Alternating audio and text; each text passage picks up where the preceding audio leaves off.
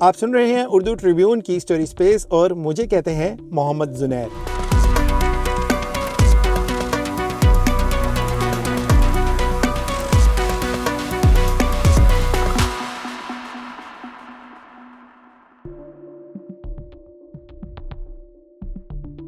Norway کی سیاست ایک نئے موڑ پر پہنچ چکی ہے، جہاں سینٹر پارٹی اور لیبر پارٹی پر مشتمل دو جماعتی مخلوط حکومت 30 جنوری 2025 کو اختتام پذیر ہو گئی۔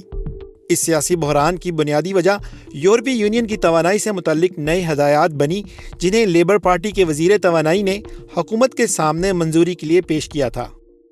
سینٹر پارٹی نے ان ہدایات کو مسترد کرتے ہوئے حکومت سے علیحدگی اختیار کر لی، جس کے نتیجے میں یہ مخلوط حکومت ختم ہو گئی۔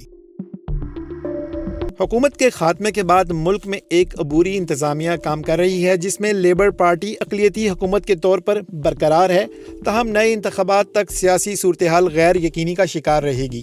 جب تک نئی حکومت کی تشکیل عمل میں نہیں آتی، تب تک عارضی طور پر لیبر پارٹی محدود اختیارات کے ساتھ حکومتی معاملات چلا رہی ہے۔ ناروے میں گزشتہ عام انتخابات 13 ستمبر 2021 میں ہوئے تھے۔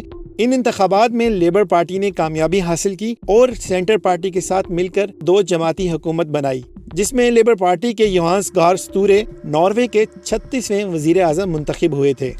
یہ حکومت 30 جنوری 2025 کو ختم ہو گئی۔ اب دیکھنا یہ ہے کہ 2025 کے انتخابات میں ممکنہ اتحاد کون سے ہو سکتے ہیں۔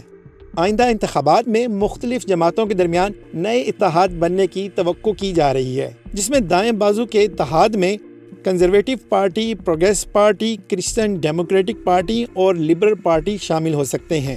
یہ اتحاد روایتی طور پر کاروبار دوست پالیسیوں اور سخت امیگریشن قوانین کا حامی ہے، جبکہ بائیں بازو کے اتحاد میں Labour Party, Socialist Left Party, Red Party اور گرین پارٹی شامل ہو سکتے ہیں۔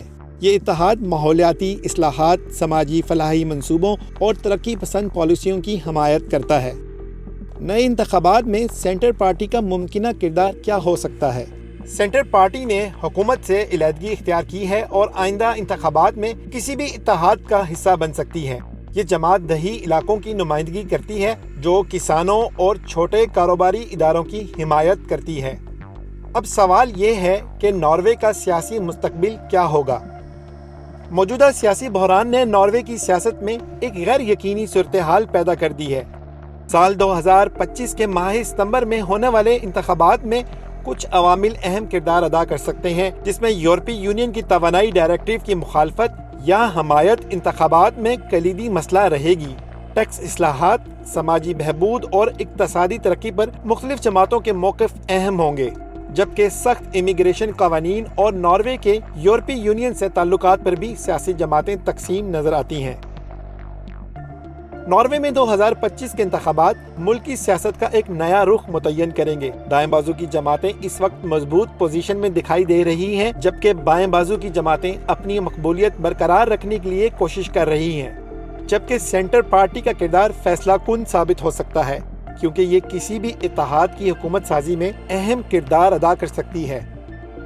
لیکن حتمی فیصلہ ناروے کی عوام کے ہاتھ میں ہے، جو جلد ہی اپنی حق رائے دہی کے ذریعے ملک کی سیاسی سمت کا تعین کرے گی۔ آپ سن رہے ہیں اردو ٹریبیون کی اسٹوری سپیس اور مجھے کہتے ہیں محمد زنیر۔